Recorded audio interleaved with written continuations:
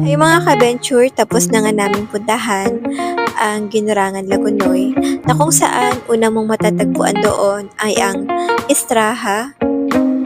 Ang Istraha pala ay hotel and resort.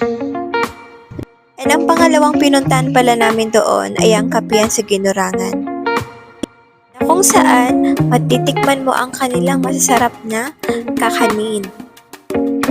Ang huling ang pinuntahan namin doon ay ang Cheras Altas na kung saan matatanaw mo talaga ang napakagandang view ng Ginurangan Lagunoy.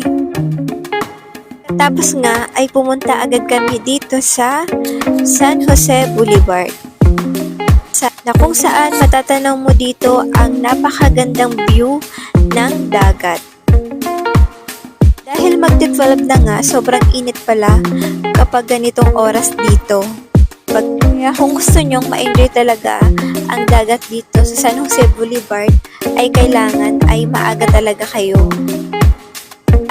Pero dahil limited lang nga yung time namin, ay pumunta pa rin kami dito. Kasi gusto ko talaga makita to sa personal.